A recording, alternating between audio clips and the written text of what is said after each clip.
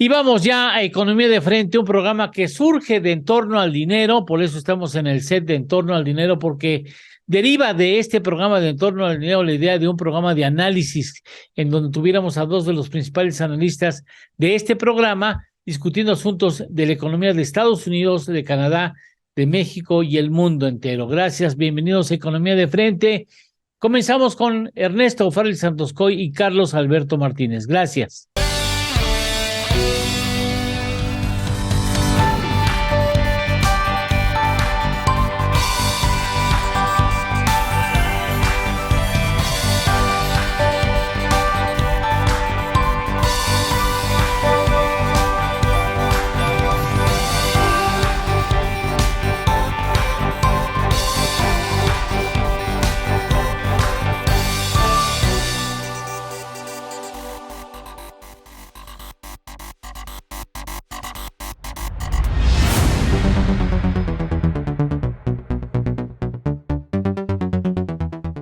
Bien, bienvenidos a este programa, como es costumbre, con Ernesto Farrell Santoscoy y Carlos Alberto Martínez, a quienes saludo con mucho gusto. Gracias por estar con nosotros en esta ocasión.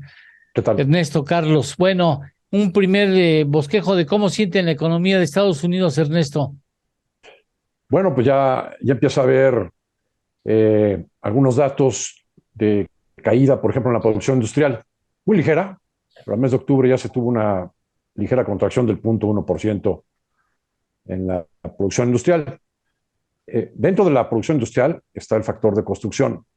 Entonces, pues es uno de los que probablemente sean más afectados por el alza de tasas, ¿no? La tasa de los créditos hipotecarios en Estados Unidos ya llegó al 6%, antes estaba al 2%, y pues de inmediato se contrae entonces la demanda de casas, todos los indicadores de vivienda, venta de casas usadas, venta de casas nuevas, pues están también en terreno negativo, pero de todos modos sigue habiendo otros indicadores que siguen apuntando a que la economía sigue sobrecalentada todavía.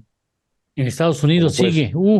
Sí, como puede ser los datos de empleo, los datos de incrementos de salarios, que todavía son muy fuertes, hay escasez de mano de obra, los datos de ventas al consumidor, ventas al menudeo, los créditos en tarjetas de crédito.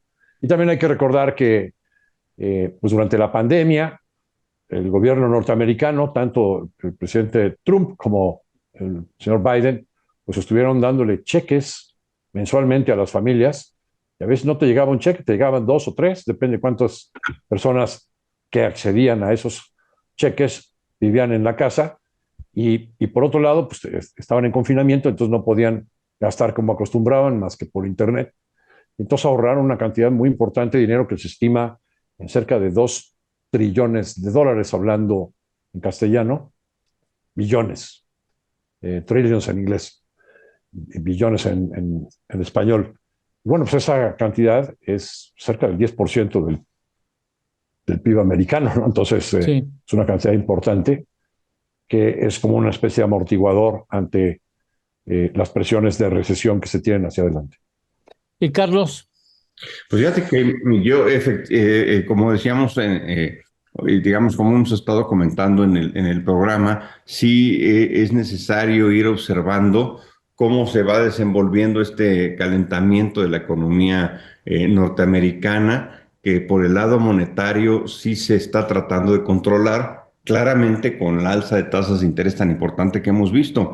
En la parte fiscal vemos que el gobierno de Estados Unidos sigue gastando, aunque está exportando liquidez, sobre todo a Ucrania, que está mandando una cantidad así ingente de dinero para allá. Pero sí, por la parte interna, los planes de infraestructura y de promoción a la economía y todo, pues siguen adelante. Entonces yo sí esperaría que el año que entra comenzara ya a enfriarse. Ya decía ahorita Ernesto algunas cifras, la economía norteamericana, porque en efecto, los que tenemos algún conocido que vive en Estados Unidos, legal o ilegal, sí recibían, lo que dice Ernesto, sus cheques puntualmente. Y pues eso pues al estilo norteamericano, pues los están saliendo a gastar, a consumir, Justamente este año lo hicieron y por eso los precios tan altos. Entonces sí se espera un enfriamiento de la economía norteamericana. La profundidad y el tiempo que lleve todavía es incierto saberlo. Lo que sí podemos esperar es que sea una baja, una caída que pueda ser rápidamente revertida por Estados Unidos, porque es, digamos, una economía que hoy en el mundo es claramente la más poderosa, la más capaz, con las mejores herramientas fiscales, monetarias, de consumo, de empleo, etcétera, que cualquier otra. Su otrora opositora, que es China, pues está completamente ponchada, desinflada. Japón se ve bien, pero no tiene la magnitud que tiene Estados Unidos y China. Y Europa, pues ya lo señalaba Ernesto, todavía se le va a complicar el panorama por lo menos un par de años. Entonces sí, Estados Unidos, cual sea su caída, yo sí estimo que será rápidamente o fácilmente revertible. ¿Tendrá un reflejo inmediato en México, Ernesto, esta situación de la economía de Estados Unidos? Afortunadamente, en este año hemos tenido varios motores externos, ¿no? Motores fuera de borda, que han posibilitado que la economía avance. Son las exportaciones manufactureras y exportaciones en el campo. Las remesas familiares, de estos cheques que mandaba el gobierno norteamericano a las familias, pues le llegaron a familias de mexicanos o de descendientes de mexicanos que todavía mandan su dinero a las familias que tienen en México, y pues estuvimos recibiendo, o hemos estado recibiendo arriba de 5,000 millones de dólares mensuales. Es una cantidad impresionante. Y adicionalmente está el turismo. Este año tuvimos un boom turístico, sobre todo en destinos de playa, como nunca antes lo habíamos visto, récord histórico, Sí. ocupación al tope. Los empresarios en estos destinos se quejan también de que no encuentran suficiente mano de obra. Y adicionalmente tenemos también el fenómeno del nearshoring, que es la relocalización de plantas que, pues con todo lo que ha pasado, que nos comentaba Carlos Alberto, en China, pues han tenido que irse o se han relocalizado en otras latitudes, más bien cerca del mercado. Y México, Sí. pues, representa la oportunidad ideal, sobre todo en la franja de la frontera norte de nuestro país. Y pues se han recibido a septiembre 32,000 millones de dólares. Bueno, todos estos flujos, lo de remesas, que puede ser este año, pues 58,000 millones de dólares, ¿no? Todos estos flujos se van a revertir ante una recesión, ¿no? Se van a contraer. Es decir, los motores fuera de borda se van a apagar, o algunos van a irse en reversa, ¿no? Y entonces la economía en su conjunto se puede frenar de una manera magnificada, Bien. la economía mexicana.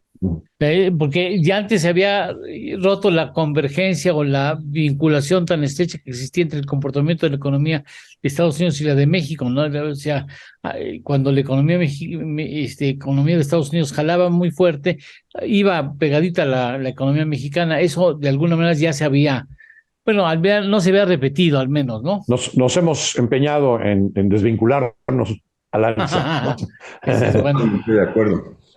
Que yo te diría que pese a todo, a México le sigue cayendo inversión extranjera, Bueno, pese a que hacemos todo lo posible porque no caiga, sí, sí, sí. está cayendo. Y mira, para ser un poco provocativo aquí en el programa, la Bueno, verdad es que la ventaja que tiene México sobre cualquier país para verse beneficiado del nearshoring y de esta recomposición de la arquitectura económica mundial es porque somos vecinos de Estados Unidos, digo, la verdad. ¿Para qué nos hacemos? El TLC, ¿no? Y el TLC. Y el el TEMEC, tratado sí, pero a pesar de que yo lo pondría en segundo lugar, porque sí es cierto que tenemos 30 años haciendo negocios con Estados Unidos, pero no hemos aprovechado al máximo esa privilegio que hemos tenido con Canadá y Estados Unidos durante 30 años para sacar aún más potencial de esto, particularmente llevar las inversiones hacia el sur del país. Sí es cierto que somos vecinos, pero no nada más vecinos de Querétaro hacia arriba. podríamos ser perfectamente Cuautitlán. exactamente. Bueno, sumamos Sí. Cuautitlán a petición de Ernesto Félix Santoscoy, que no se quede fuera. Y fíjate que eso sería porque, pues dices, es que Chiapas está muy lejos de Estados Unidos, ¿no? Bueno, está más lejos Vietnam, y está más lejos China, y está más lejos Hong Kong. Ucrania. Esa parte sí nos hemos dormido en la hamaca, y el tratado le debimos haber explotado más. Hoy estamos haciendo todo lo posible por desvirtuar el tratado, por impedirlo, por destrabar. Y yo creo que la inversión que hay es porque realmente hay negocios de Canadá y de México que no pueden frenarse, que tienen que seguir, pero si fuéramos un poco más agresivos, Lalo, Ernesto, estaríamos recibiendo muchas más mieles de esta oportunidad. Déjenme ir a una pausa. Claro. Tenemos que ir a una pausa y vamos al siguiente bloque con mucho gusto.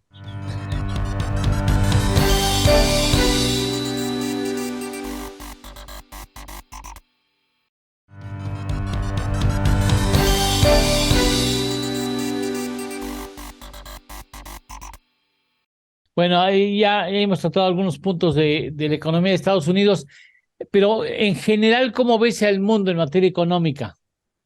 Fíjate que se está, veamos, en el fin de año se están, digamos, conformando, te diría, lo que será el próximo año y te diría a lo mejor los próximos 3 años hacia adelante. Empezamos primero con la parte de la inflación, que ha sido un fenómeno muy, muy, muy importante que ha surgido a raíz de la terminación de la pandemia del COVID, o digamos de la parte álgida de la pandemia del COVID.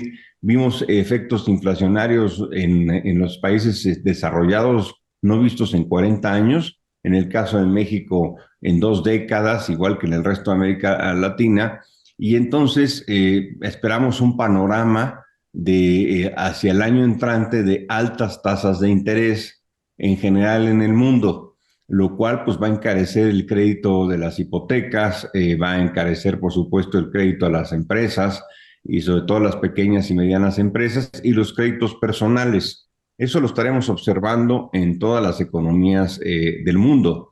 Yo pienso que por el lado también ahora de la inflación, sí estamos observando que Estados Unidos, en efecto, ya ha tocado el techo de su inflación y que yo sí se esperaría que hacia el año que entra comenzara a disminuir. Desafortunadamente no van a disminuir las tasas de interés, ya las traen en el 5% en la Reserva Federal de Estados Unidos, pero no porque baje la inflación las van a comenzar a bajar tan rápido. Yo creo que las tasas de interés en Estados Unidos deberán permanecer todavía altas hasta que de veras la inflación se ancle. Una cosa es que vaya bajando y otra cosa es que ya esté anclada en un promedio de alrededor del 3%, que no lo vamos a ver el año que entra. Este año vimos inflaciones en Estados Unidos del 9%. Pienso que el año que entra estarán en el 6%, y eso no significa que, o sea, eso no detonaría la baja de tasas. Entonces, en suma, las tasas de interés serán muy altas hacia adelante en todo el mundo, incluyendo México. En Europa sí la inflación se va a conservar un poco más de tiempo, porque hay que destacar que el invierno en Europa pues se termina alrededor de marzo y a veces hasta mayo. Y sabemos que el conflicto en el centro de Europa con la invasión de Rusia a Ucrania ha generado que el abasto de gas esté pues totalmente mermado, prácticamente cancelado, y sabemos perfectamente que el gas no nada más sirve para calentar los hogares y a la gente, que pues, es fundamental, pero también sirve para mantener calefacciones en los centros comerciales, en los restaurantes, en general en todas las áreas donde hay convivencia social y consumo. Y más importante todavía, o igualmente importante diríamos, es para la operación de las industrias. Sabemos de la capacidad industrial que existe en Europa, en el área de automóviles, en el área, digamos, de maquinaria, de alta tecnología, etcétera. Todas esas funcionan con gas. Entonces, ese efecto de escasez de gas sí va a generar escasez de precios, de productos, y escasez, por lo tanto, generalizada que nos va a detonar todavía inflación alta en Europa hacia adelante. Y en el caso, te diría, de China o de Asia, China pues se ponchó, ya no, aparte de haber generado el COVID, por comer sopa de vampiro con orejas de perro, lo que ha generado es pues el efecto desde luego del COVID, pero además siguen con su política de cero tolerancia al COVID, por así decirlo, cero contagios, que han estado cerrando sus empresas, sus manufacturas, sus fábricas, y esto está generando, entre otras razones, más los cambios de política económica que ha impuesto Xi Jinping en el sentido de generar cambios en la estructura económica de China más enfocados hacia adentro, más que enfocados hacia el exterior. Entonces, esto está generando que China baje su crecimiento y que lo tendrá este año, el año que entra, alrededor del 2-3%. Y Japón, por último, se ve bien, es el área que se ve mejor allá. Estamos a ver, quisiera escuchar a Ernesto Félix Santos Coy ahora. ¿Cómo ves el asunto de la inflación global, Ernesto? Bien, hay buenos datos, como saludo también a Carlos Alberto y a todo el auditorio. Hay buenos datos recientes en el que se empieza a ver en algunos países, particularmente en Estados Unidos, que la inflación al productor subyacente ya está abajo del 6, ¿no? Y pues eso implica, con todo y los problemas que acaba de comentar Carlos Alberto, que muy probablemente tengamos en los siguientes meses una inflación al consumidor que pudiera ir descendiendo de manera rápida, pero hasta cierto nivel. Ese nivel me parece que anda entre el 5,5 al 6%, y que ahí se va a estacionar un rato, que va a ser muy difícil bajar después de esos niveles hacia más abajo, porque todavía subsisten problemas como los que acaba de comentar Carlos Alberto, de pues, la disrupción en las cadenas de suministro a nivel global. Sigue habiendo, de todos modos, un precio alto del petróleo y del gas natural. Sigue habiendo también pues, una situación de extrema vulnerabilidad en la cuestión de granos por la guerra de Rusia con Ucrania. Con cualquier cosa, el señor Putin vuelve a romper el acuerdo y se vuelve a impedir la exportación de Ucrania de grano, pero además pues la producción no está normalizada, ¿no?, por la guerra. Y entonces pues sigue habiendo todos estos problemas, escasez de mano de obra en Estados Unidos. Todo esto hace que la inflación, pues digamos estructural, la inflación que está de fondo, pues se quede ahí, y esa sí sea difícil de bajar. O sea, tú sientes en ese sentido, como lo había comentado, como lo comentó Carlos Alberto, que las tasas de interés están aquí para después del 2024 quizá. Sí, y así se han pronunciado principalmente algunos miembros del Comité Federal de Mercado Abierto de la Reserva Federal. No quieren cometer el error que se cometió a finales de los 70, principios de los 80, en el siglo pasado, que subieron la tasa porque estaba la inflación alta y luego la bajaron muy rápido, antes de tiempo, y después pues vino la inflación más alta y tuvo que llegar el señor Volcker a subir las tasas en forma exagerada, ¿no?, arriba del 16%, ¿no? Entonces no quieren cometer ese error y están diciendo, Jerome Powell lo ha dicho muy claramente, vamos a mantener las tasas de interés altas hasta que el trabajo esté completamente terminado. Y eso se puede traducir en tasas altas hasta el 2024. Hasta que la inflación evidentemente esté bajo control, quiere decir que durante varios meses, si no es que medio año, se establezca, en el caso de Estados Unidos, 2%, no más de 2%, ¿no? Sí, que esté bajo del 3%, sondeando el 2% un buen rato.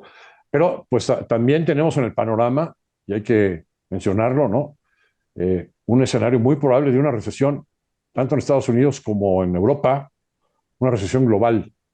Y esa recesión pues implicaría menor demanda de bienes y servicios, porque es lo que ha ocasionado, junto con problemas de oferta que ya hemos señalado, pues una demanda exagerada, sobrecalentada de la economía americana y europea, pues generó también el disparo de la inflación, ¿no? Entonces, una recesión implica que la demanda se contrae y bueno, pues cuesta mucho sufrimiento a la sociedad, en empleos, etcétera, pero pues es la única manera de realmente atacar las expectativas de inflación que también generan inflación, ¿no? Sí, quiere decir que, y sientes, Carlos Alberto, que la demanda comienza a disminuir. Sí, aunque los efectos, por ejemplo, de las alzas de tasas de interés todavía no están por sentirse. Vamos a ver, yo creo que el año que entra ya las altas tasas de interés bueno, en México, en el mundo, en Estados Unidos ya van a empezar a resentirse en sectores clave que le afecta las tasas de interés. En todos los sectores afecta, pero donde es así muy significativo es, por ejemplo, en el sector inmobiliario. Y ahí es donde realmente ya vamos a empezar a sentir el efecto de la restricción monetaria y eso generará pues un impulso a la baja de la inflación precisamente y esto pues obviamente va a detener mucho de la demanda aparejada al sector vivienda, que sabemos es uno de los sectores que más impacta al crecimiento económico y en general, pues a la inflación, ya sea hacia el alza o hacia la baja. Está muy ligado con todo esto. Entonces yo sí siento que puede estar disminuyendo el consumo, pero todavía estamos por ver los efectos reales de la política restrictiva monetaria en Europa, en Inglaterra, en Canadá, en Brasil, en México y en Estados Unidos, que es Chile, que son prácticamente todo el mundo está subiendo sus tasas de interés.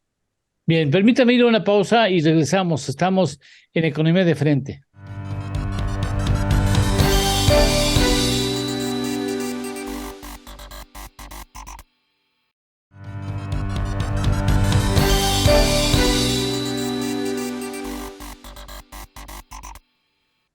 Bien, ahora vamos a entrar a la economía de México. ¿Cómo bien la economía mexicana, Carlos Alberto? Fíjate que hay que apuntar algunas cosas que vale la pena decir. Primero, el crecimiento de México se está observando que está cerrando bien el año, inclusive de manera sorprendente para lo que se esperaba, aún por encima de los pronósticos de la misma Secretaría de Hacienda, que como todo gobierno no es algo anormal, suelen ser Sí, optimistas, ¿no? Por claro. supuesto, en todo el mundo ocurre. Pero sí estamos viendo un crecimiento que ya estaría rondando en el 2,5% para el año 2022. Pero sí es importante apuntar, una cosa es el crecimiento de 2022 y otra cosa será el de 2023, porque realmente, como ya lo apuntaba Ernesto en el bloque anterior, no se ve ningún panorama optimista hacia el año que entra, particularmente porque las dos fuentes de crecimiento importantes que tenemos en México, que son las remesas y la manufactura de Estados Unidos, ya están sintiendo signos de caída Sí. precisamente por la desaceleración de Estados Unidos. Pero también este tema es medio tricky, el del crecimiento, porque si lo vemos, por decirte, agosto a agosto, pues sí se ve un crecimiento muy impactante, ¿no? Ya lo vimos del 4%, etcétera. Pero si nosotros analizamos el crecimiento de julio a agosto, es otra cosa. Y si vemos el crecimiento de agosto a septiembre, también es otro elemento, o de septiembre a octubre. Francamente, ahí sí no se aprecia ya crecimiento alguno. Lo que pasa es que en México lo solemos medir con el año anterior. Entonces decimos desde septiembre a septiembre.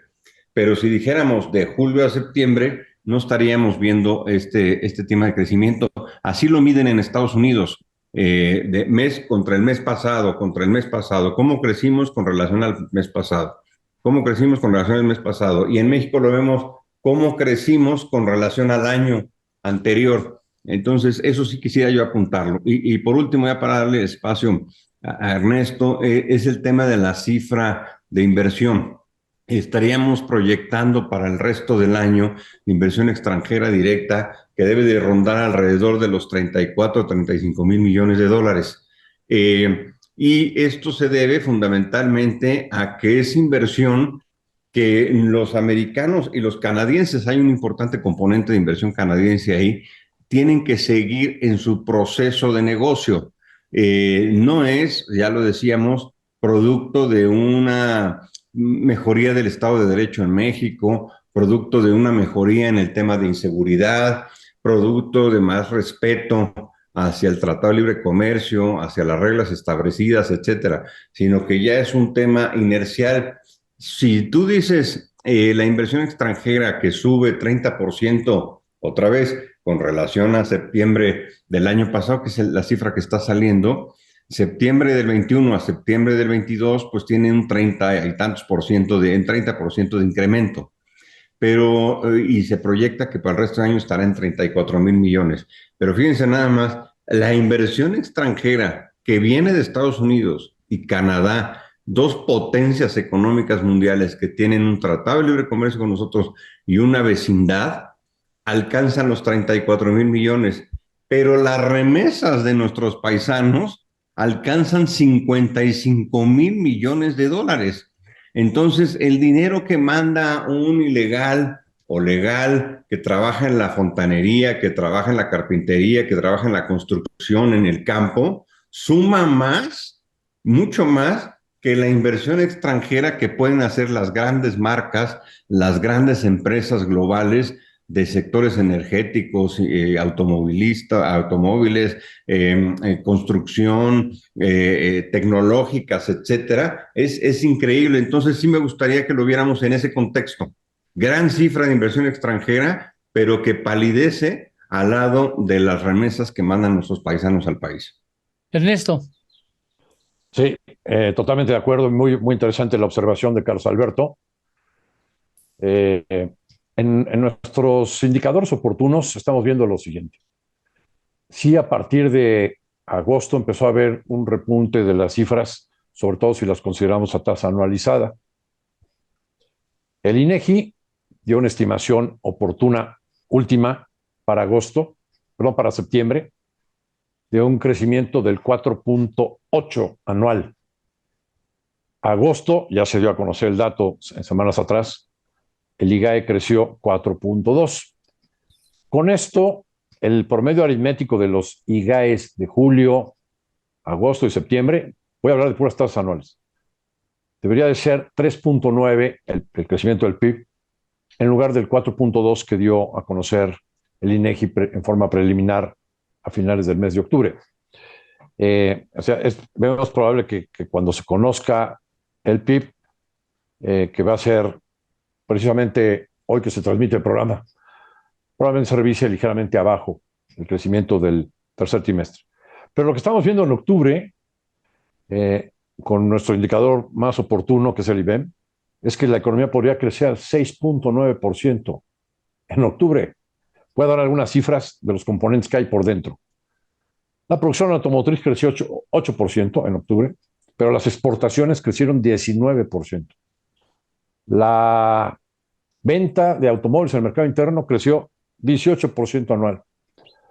Las ventas de las cadenas comerciales afiliadas a la ANTAD, bajo el mismo piso de ventas, tuvieron un incremento del 12% anual.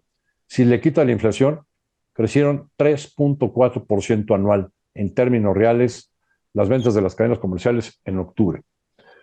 Las remesas arriba de 5,000 millones de dólares y el empleo, 207,000 nuevos puestos de trabajo en el IMSS, afiliados al IMSS, que es la economía formal, en un solo mes, el mes de octubre. Bueno, todo esto nos hace ver que estas cifras optimistas, desde luego que tienen que ver con una base de comparación muy baja del año pasado, pero siguen siendo muy fuertes. Ahora, como decía Carlos Alberto, si las comparamos contra meses previos, sí se está viendo que se le está acabando el gas, ¿no? En la medida que, por ejemplo, tengamos una contracción en la producción industrial en Estados Unidos, sobre todo cuando se dé ya en la parte de manufactura, pues inmediatamente nuestras exportaciones manufacturas van a caer, también se podrían caer las del campo, ¿no? Las remesas van a bajar, y entonces para el año entrante sí podríamos tener una recesión amplificada en nuestro país, ¿no? Pero sí es probable que cerremos este año, a final de cuentas, en el 3% de crecimiento. Ya del por 3%. Sí, el doble de lo que estábamos estimando a mediados del año, ¿eh? Estimamos 1,5. Había quien estimaba 1,2 como BBVA Bancomer. Pues es el doble. Y arriba de lo que ha estimado Hacienda, que era 2,4%. Bueno, ahí están las razones por las cuales se está creciendo más, a pesar de que las condiciones no son las ideales, ¿no? Exactamente. A pesar de toda esta desconfianza que existe por las políticas públicas, por las iniciativas de ley que van en contra de la confianza, por la inseguridad, eh, por toda esta regulación de energía que pues es un freno a la inversión también. Quizás yo terminaré mi comentario diciendo, en lugar de los 34,000 millones de dólares de inversión extranjera, deberíamos de tener al año fácilmente 80,000 millones de dólares, que los tiene Brasil, que los ha tenido Brasil. Why not? Sí, claro, por supuesto. Nosotros. Es que realmente, mira, como dice Ernesto, sin hacer nada, sin despeinarnos, No, si todo en contra. Sí, exacto, más bien haciendo lo que no se debe de hacer. Con todo en contra nos caen 35,000 millones de dólares. ¿Por qué? Porque somos vecinos de Estados Unidos, esa es la verdad.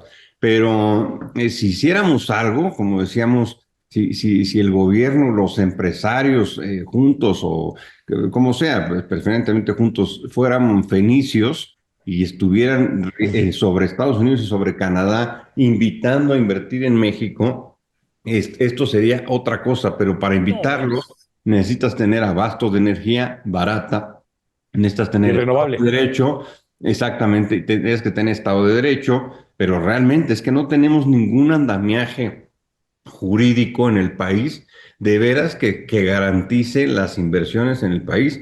Tenemos parchecillos y cosas, y muchas cosas son pues de contentillo, ¿no? El esquema de autoridad de México, no de esta administración, sino en general, de todas, es pues autorizaciones a contentillo, a través de corrupción o a través de que se cierra la política, no se cierra, etcétera. No hay una permanencia en el marco jurídico de atracción de inversiones pues la inseguridad también. Y una inversión no nada más es llegar, caer, hacer una fábrica y listo. Acuérdense que eso tiene alrededor muchas cosas adicionales que son las que no estamos poniendo. Entonces un terreno al lado de la potencia no está siendo suficiente. Bien. Si les parece bien, hacemos una pausa última con el ánimo de cerrar con ganas el siguiente bloque de análisis de su parte, en donde ya veremos en conjunto lo que ustedes estiman más conveniente, tanto de Estados Unidos como del mundo y de México, en el siguiente segmento. Regresamos.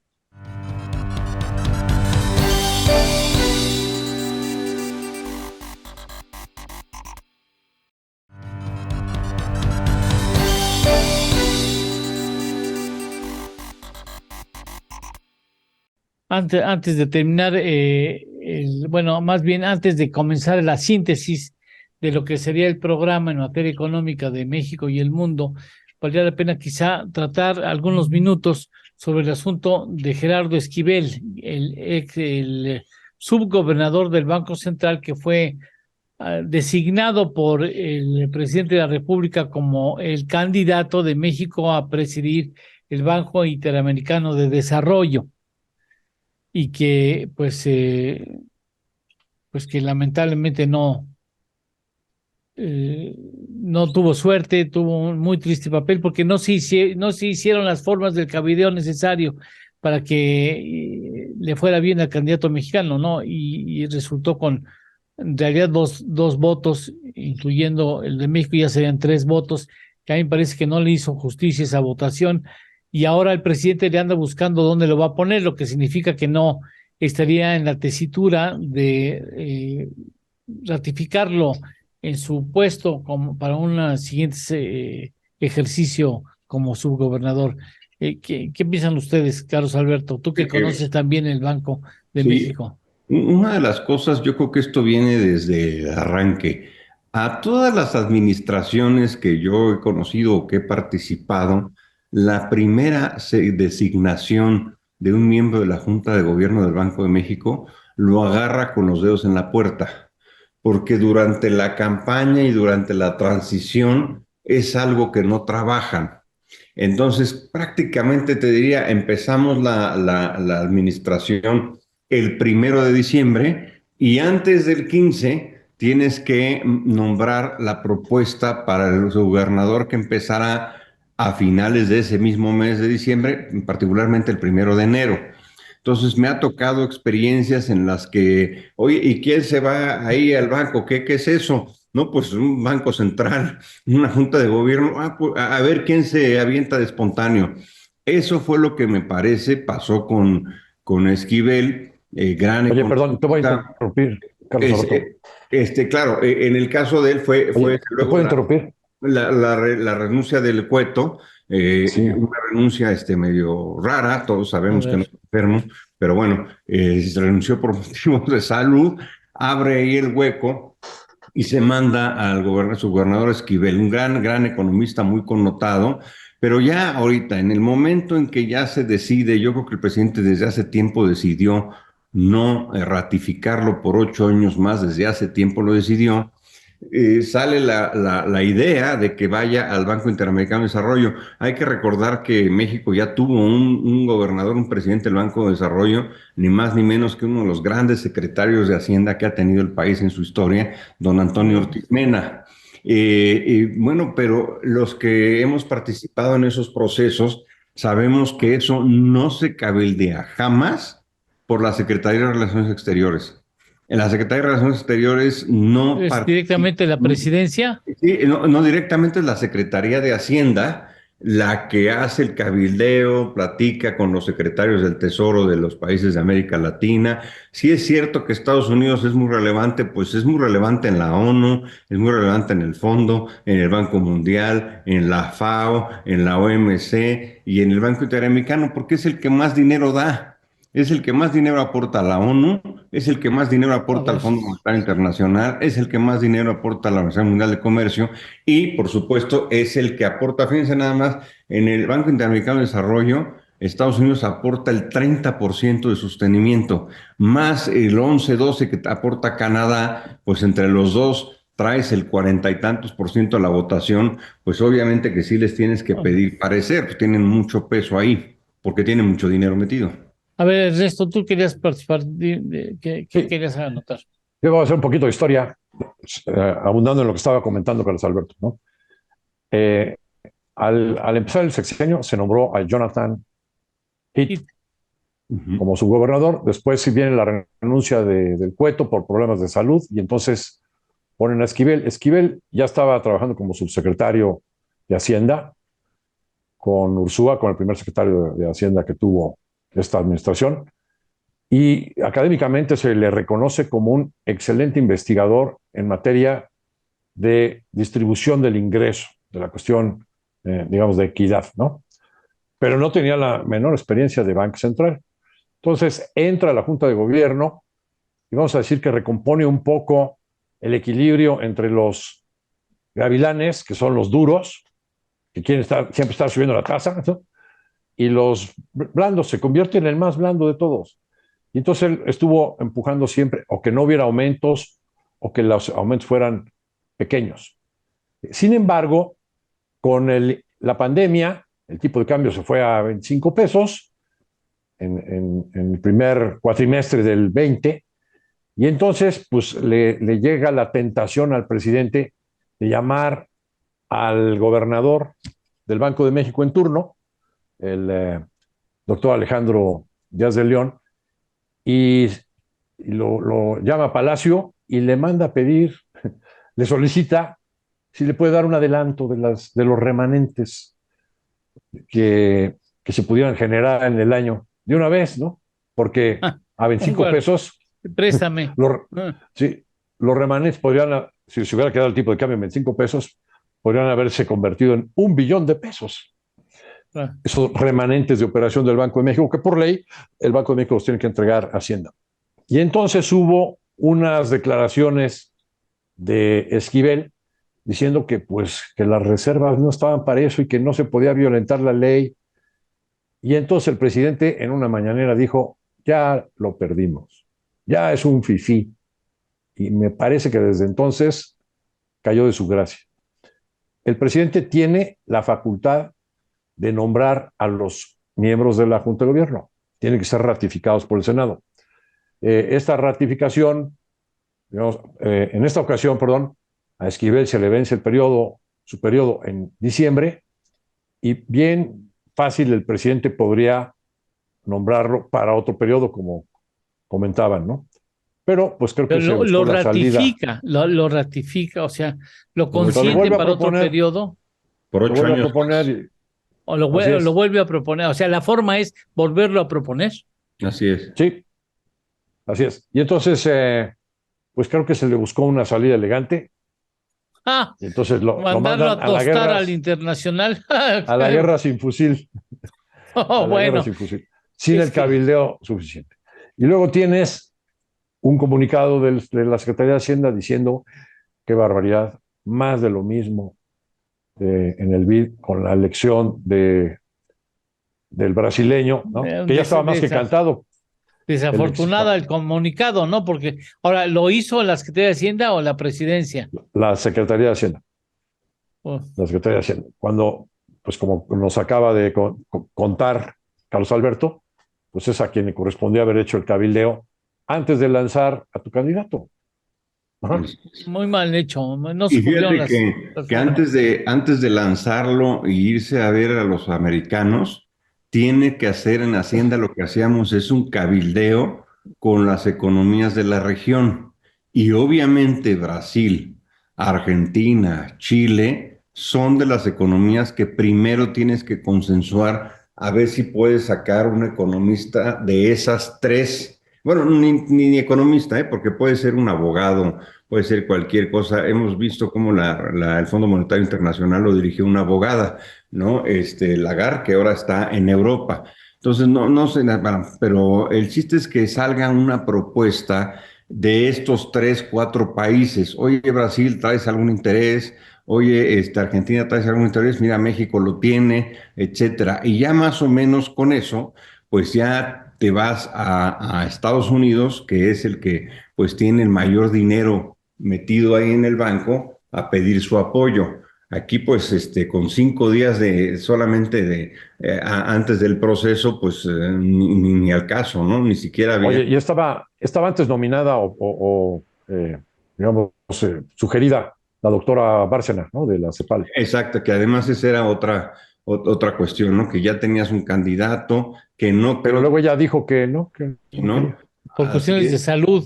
por cuestiones Sí. de salud del esposo, No, del etcétera. esposo que creo que tiene un problema de salud serio y que quería atenderlo. Ahora, Exactamente. a ver, ¿de veras es salud?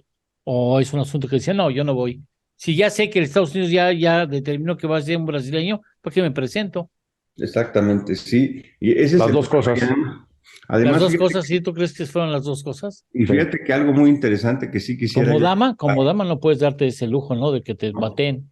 No, porque además internacional sí se ve mal, sí se Claro. ve el oso, cuando normalmente esas posiciones pues son ya muy consensadas entre las principales Oye, economías de la.